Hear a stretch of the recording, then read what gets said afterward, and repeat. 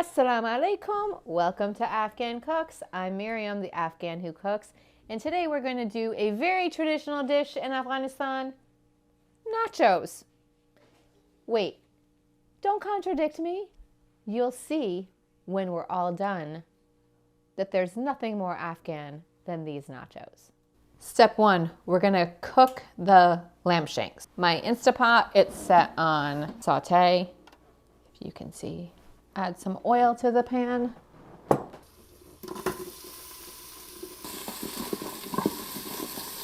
gonna let that cook for about 3 minutes. We're gonna add our spices, salt, the very end of my chili powder. Here we have our ground coriander, 2 big spoons of that.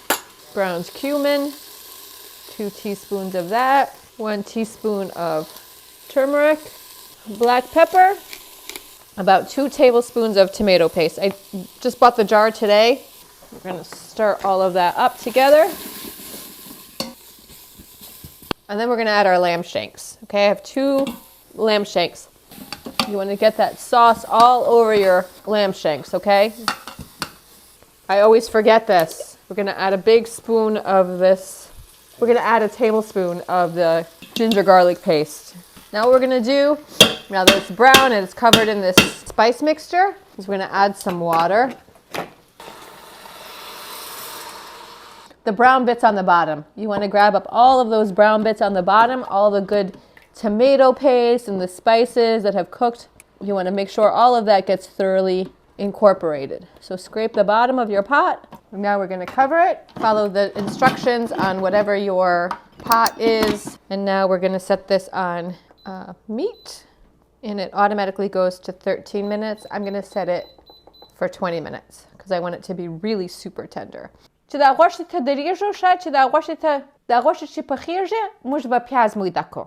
While we're waiting for the meat to cook, we're gonna cut up some onion. I'm gonna show you a way so that your onion, when it's raw, is not super bitter, okay? I'm gonna put the onion into a bowl.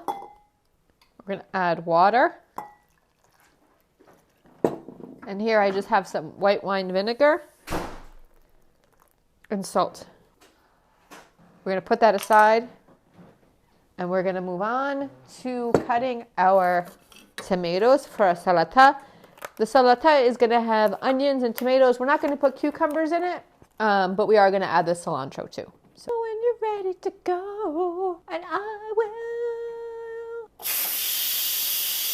Now we're letting this release some of the steam naturally.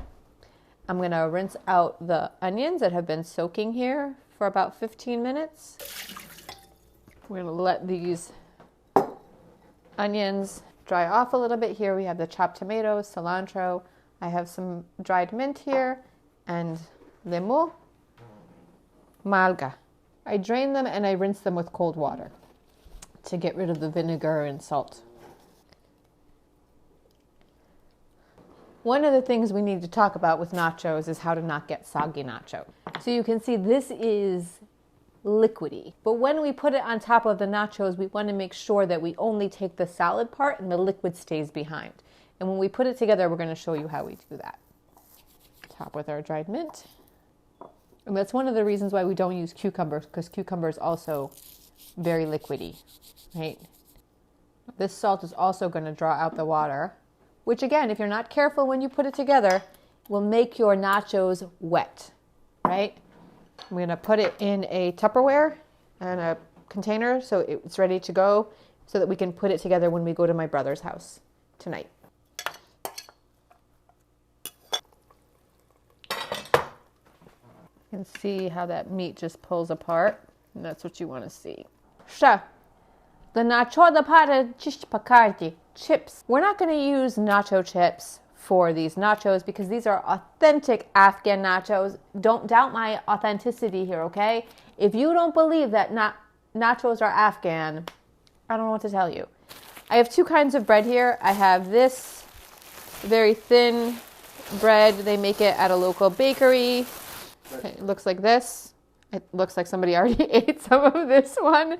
And then we have actual Afghan naan, Afghan roti, right? I'm going to show you what I'm going to do with this. If you can just get pita bread, just use pita bread or pita chips, okay? It's fine. We're going to turn on. You could do this in the air fryer. You could do it in the oven if you want, but I'm going to do this here like this.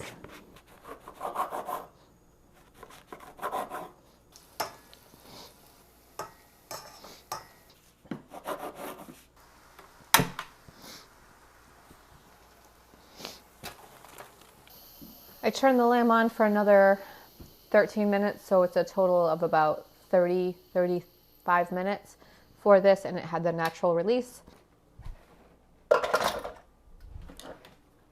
And now you can see the lamb shank is coming off the bone completely. We're going to let that cool off and move on to the next step. We're going to put some of this lamb shank liquid into my pot. I have here 2 cans of red kidney beans, lubia, that we're going to add as our bean / refried bean.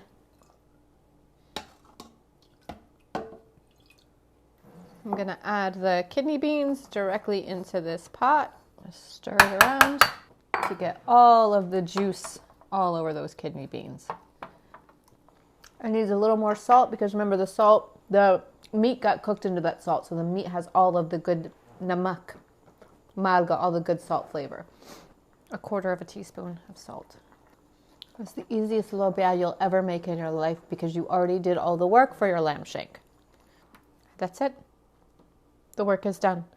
The most time-consuming part of all of this was the beginning of the lamb shanks, which maybe took you about 10 minutes of time for you actually having to be active, and frying up your pita chips. You can make it easy on yourself if you just cut them up, put them in the oven, and then you won't have to stand over a hot stove. So you can do that too and make it super easy on yourself. Now we're going to pack up all of our things to take to my brother's house, and we're going to put it all together there, see how it goes. Oh, but before I do that, I'm actually going to wait till the meat cools, and I'm going to shred it off the bone.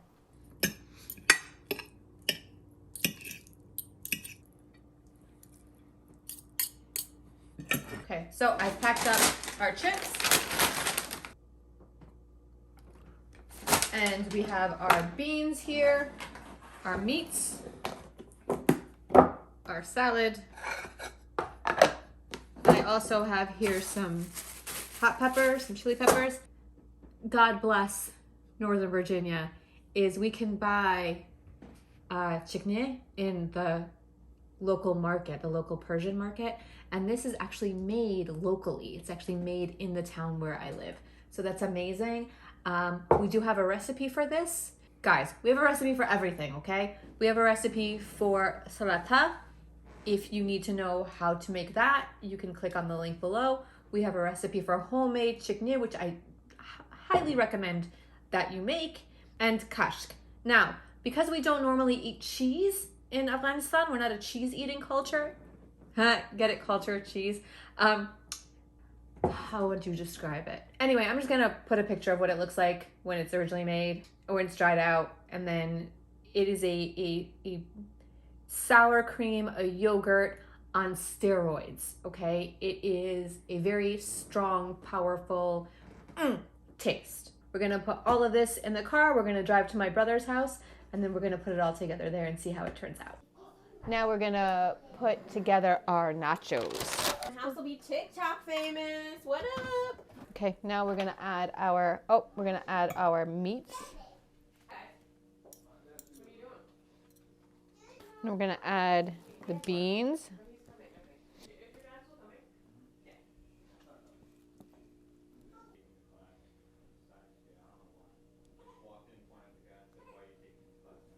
Green sauce, some of the chutney. You can see the liquid is on the bottom. We're not going to use that. So we're not going to worry about it being soggy. And then I'm just going to cut these in half just so in case people want it to be hot, there can be some heat. Let's go eat it. If you like this video, give it a thumbs up. While you're here, you might as well subscribe and hit the bell notification so that you'll know every time we upload a new video. And also leave a comment because the algorithm loves our interaction. Thank you until next time. You ask a It is so good. Is it so good? Oh my God. Anything with fried dough, come on. Is it good, yeah? First of all, that chutney that I bought at the grocery store is good I'll take a little bit. and spicy. Good or bad, Mom?